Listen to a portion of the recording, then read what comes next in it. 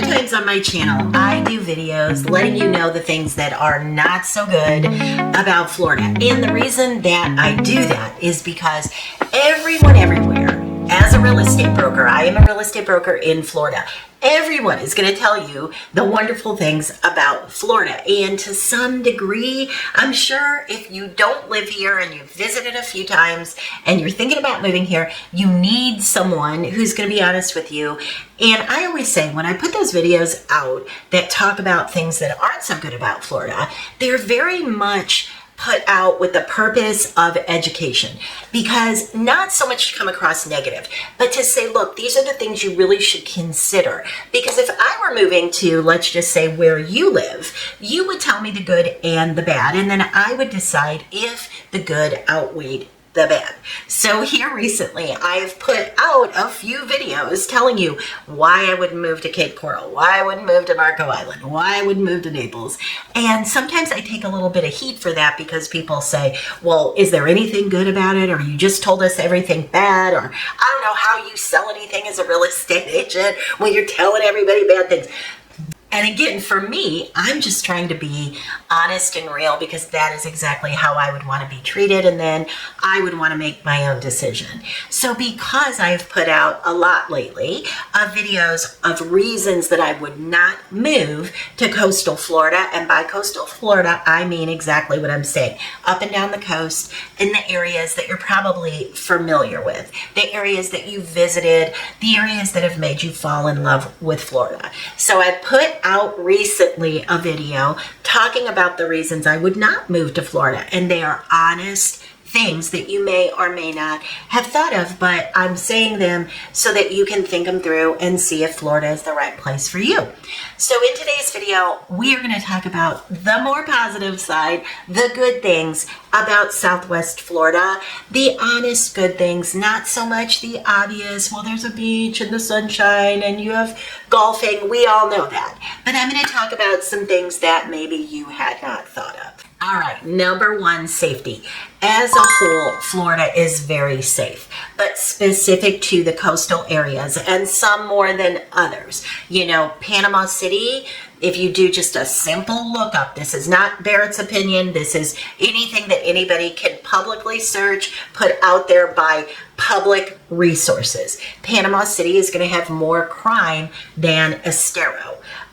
Fort Lauderdale has more crime than Naples. So as a whole, Florida does have lower crime. Now, again, there are areas that isn't going to be the case, but for the most part, especially Southwest Florida, very, very safe.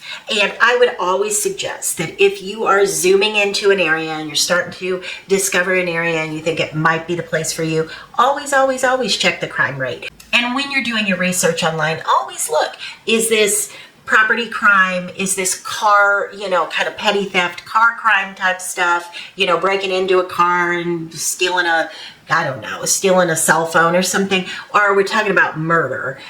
All of those things matter, obviously. None of us want any crime at all, but everywhere has some crime. So just take a look. Like, for example, Marco Island.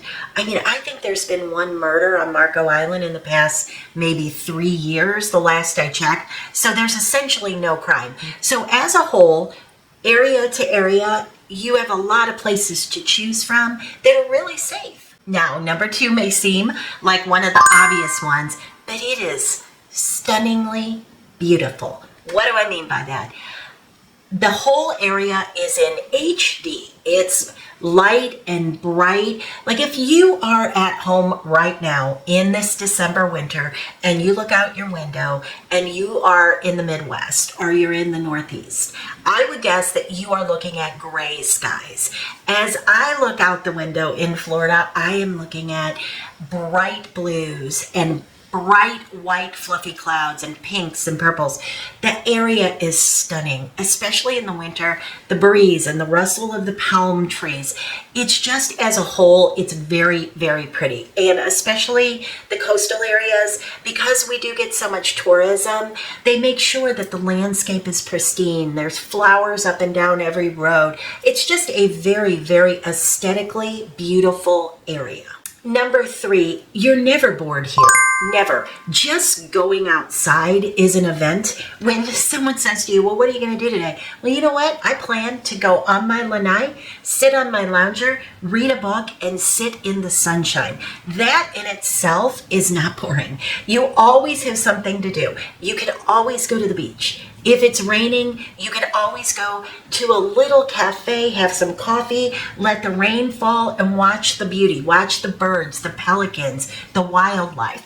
There's shopping. There's golfing. There's all kinds of things to do. You really are never bored. I can't think of anything that you might want to do in Florida, in coastal Florida, that you couldn't do.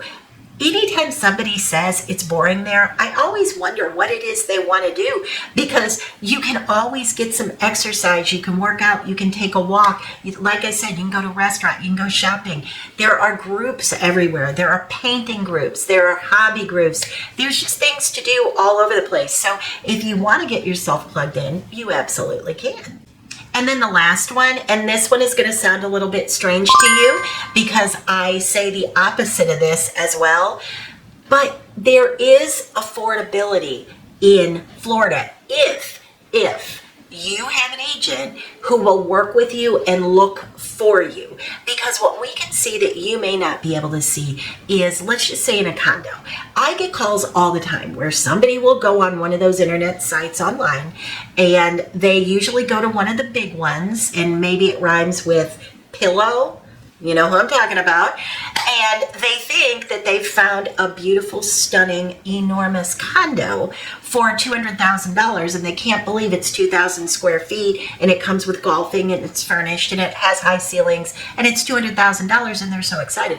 Well, what they can't see that I can see is that there's a mandatory $65,000 golf fee, and that they've got dues and condo fees, and they have double dues within the community, and maybe the holding cost monthly on that is $1,800 a month.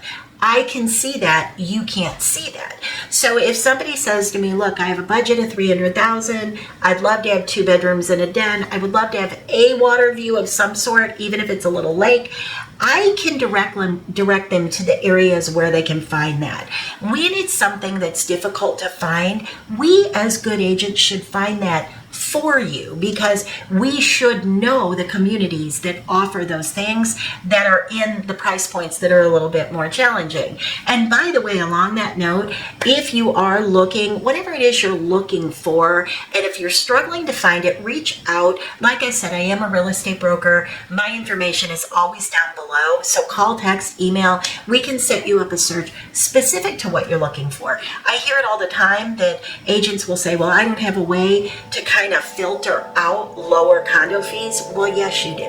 You just don't know how to do it. We know how to do it. So if you're looking for something and you're starting to get frustrated, reach out. We are more than happy to help you on my team.